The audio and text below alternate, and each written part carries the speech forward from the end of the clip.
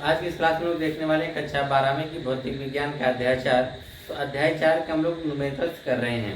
इसके 1 से लेकर 4 तक न्यूमेरिकल्स हमने इसके पहले भी वीडियो में करा रखा है और इस वीडियो में हम लोग देखने वाले हैं 5वां और 6ठा न्यूमेरिकल्स। ठीक है, तो एनसीईआरटी की बुक में अगर आप देखेंगे तो ये 4.5 और 4.6 पे मिल जाएगा आपको। ठीक है, इन क्वेश्चंस को आप किस प्रकार से हल करेंगे, यह दोनों एक ही फार्मूले पे लगने वाले क्वेश्चंस हैं। ठीक है, इसलिए हमने इन दोनों क्वेश्चंस को एक साथ लिया हुआ और एक ही वीडियो के लिए। ठीक है, इसके अलग टाइप के क्वेश्चन नेक्स्ट वीडियो में आपको बताएंगे।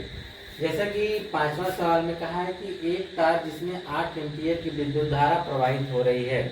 कोई एक तार है जिसमें 8 एम्पीयर की विद्युत धारा प्रवाहित हो रही है। 0.15 टेस्ला के साथ एक समान चुंबकीय क्षेत्र में क्षेत्र से 30 अंश का कोण बनाते हुए रखा गया है। इसकी एकांक लंबाई पर लगने वाले बल का परिमाण एवं दिशा क्या है। ठीक है, तो देखिए क्वेश्चंस को हल करना, इसी में सब कुछ छिपा हुआ है। तो हल करने का तरीका सबसे पहले यह होता है कि आप क्वेश्चंस को आसानी से पढ़िए और पढ़ने के साथ साथ यह ढूंढ के निकालिए कि उसमें क्वेश्चन में क्या क्या दिया गया है। अगर जिस दिन आप क्वेश्चन को पढ़कर उसमें जो जो चीजें दिया है उसको निकाल लीजिए, फिर देखिए कि हमसे पूछा क्या रहा है, उसके लिए हमारे पास कौन से संबंधित कौन से फार्मूले हमारे पास हैं, उसमें हम किस प्रकार से हल कर सकते हैं। ठीक है, यह प्रैक्टिस के ऊपर होता है। ठीक है, सबसे पहला काम यह है प्रश्नों को पढ़िए और उसमें जो जो भी चीजें दी है पर उसको निकाल के लिखने का प्रयास करिए। ठीक है, जैसे 5वां सवाल अब देखिए कैसे कैसे हम हल कर रहे हैं। जैसे हमने इसको पढ़ा, एक तार जिसमें 8 एम्पीयर की विद्युत धारा प्रवाहित हो रही है। यहाँ से यहाँ तक में आपको सिर्फ धारा का मान दिया हुआ है। लिखेंगे धारा I बराबर कितना, 8 एम्पीयर। देखिए आपको धारा मिल गया। ठीक है, 8 एम्पीयर। आगे क्या कह रहा है कि 0.15 टेस्ला के एक समान चुंबकीय क्षेत्र में, यानी चुंबकीय क्षेत्र दे दिया है। और हाँ, अगर आपको मात्रक याद है तो आप यह बता सकते हैं कि इसका मान होगा, तो टेस्ला जो होता है वह चुंबकीय क्षेत्र का मात्रक होता है, यानी चुंबकीय क्षेत्र B का मान दिया हुआ है। और आगे कहा भी है कि एक समान चुंबकीय क्षेत्र में, तो इसका मतलब चुंबकीय क्षेत्र आपको पता है। लिखेंगे चुंबकीय क्षेत्र, तो आपका हो जाएगा चुंबकीय क्षेत्र। ठीक है, जिसे हम B से व्यक्त करते हैं वह कितना दिया हुआ है, 0.15 टेस्ला दे रखा है। तो 0.15 क्या हो गया, टेस्ला के एक समान चुंबकीय क्षेत्र में क्षेत्र से 30 अंश का कोण बनाते हुए रखा गया है। यानी यहाँ पर आपको कोण यानी थीटा का मान दे रखा है। कोण थीटा बराबर आपको दे रखा है कितने का, 30 अंश। फिर क्या है, इसकी एकांक लंबाई पर, देखिए लंबाई आपको दे रखा है, एकांक मतलब एक, लंबाई L बराबर कितना दे रखा है, 1 मीटर। ठीक है, क्योंकि सभी मात्रक एम्पीयर पद्धति में है इसलिए एकांक लंबाई का मतलब 1 मीटर होगा। ठीक है, पर लगने वाले बल का परिमाण, तो बल आपको निकालना है, लगने वाला बल F आपको क्या करना है, निकालना है। साथ ही साथ उस बल की दिशा भी आपको बतानी है। तो क्वेश्चन में जितनी भी चीजें दिया था हमने उसको लिख लिया है। ठीक है, क्या क्या दिया था, तार में 8 एम्पीयर की धारा I। ठीक है, 0.15 टेस्ला चुंबकीय क्षेत्र का मात्रक, 30 अंश के कोण थीटा बराबर 30 का, इसकी एकांक लंबाई पर, लंबाई L बराबर 1 मीटर। तो पूछ रहा है बल का परिमाण एवं दिशा, यानी बल आपसे पूछ रहा है। ठीक है, तो अब देखिए, अब बल पूछ रहा है, क्या इनसे संबंधित हमारे पास बल का कोई फार्मूला याद है? तो आप कहेंगे सर बल F बराबर एक फार्मूला है, I/B/L sin थीटा। अब इसी में सभी मान को लाके रख दीजिए। F बराबर I का मान कितना है, 8 गुणे B का मान कितना है, 0.15 गुणे L स्मॉल L का मान कितना है, 1 गुणे साइन थीटा। थीटा यहाँ कितना है, 30 अंश, यहाँ पर हम कितना रख देंगे, साइन 30। तो अब देखिए, तो हम यहाँ पर इसका करेंगे, यह 8 हो जाएगा गुणे, इसका गुणा 1 में करेंगे तो हमको 0.15 ही मिलेगा गुणे साइन 30। साइन 30 का मान होता है 1/2। 2 से 8 को कितनी बार में काटेगा, 4 बार में। ठीक, 4 गुणे 0.15, तो 15 चौक के 60 होगा और 2 अंक पे दशमलव, यानी 0.6, यानी बल F का जो मान आएगा कितना आएगा, 0.6। इसको हटा दीजिए। ठीक, और इसने बोला है एकांक लंबाई पर लगने वाला बल। ठीक है, तो बल का मात्रक होता है न्यूटन।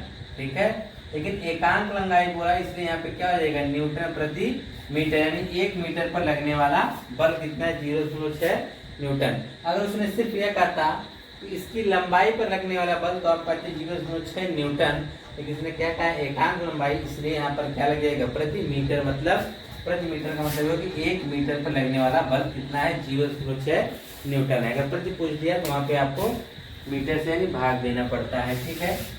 और सुनिए इसके बाद जो आपका छठा सवाल है सेम इसी सूत्र पे लगेगा, ठीक है। लगाने का उसका भी तरीका सीख लीजिए किस प्रकार से होगा।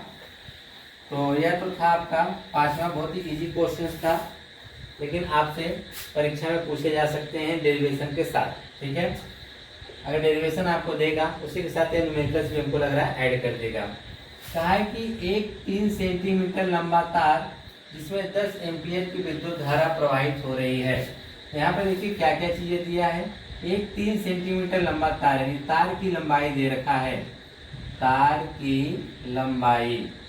तो तार की लंबाई हम बोलते हैं स्मॉल एल, वह कितना दे रखा है 3 सेंटीमीटर।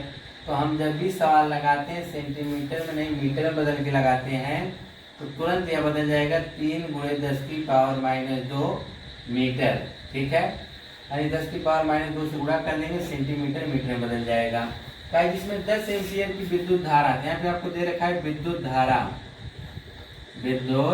धारा स्मॉल आई बराबर कितना दे रखा है 10 एम्पीयर, कितना दे रखा है 10 एम्पीयर। फिर कहा है एक परिनालिका के भीतर उसके अक्ष के लंबवत, यानी अक्ष के लंबवत का मतलब थीटा दे रखा है, थीटा बराबर कितना 90 अंश है।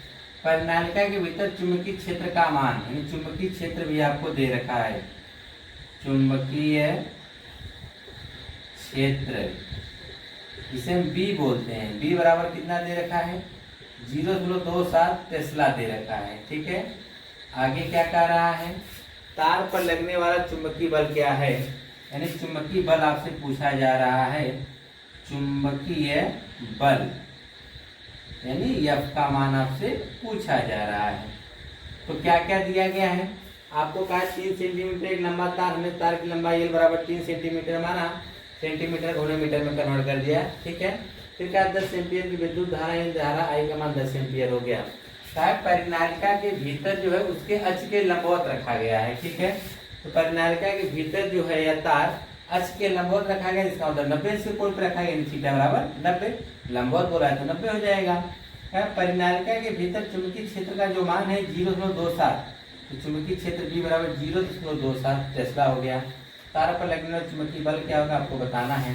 हम जानते हैं बल F बराबर होता है I/B/L sin थीटा। तो I का मान अगर हम देखेंगे कितना है 10 गुणे, B का मान अगर हम देखेंगे कितना है 0.27, L का मान अगर आप देखेंगे तो L का मान है 3 × 10⁻², साइन थीटा का मान, थीटा हमने लंबवत है इसलिए 90 अंश रख दिया है।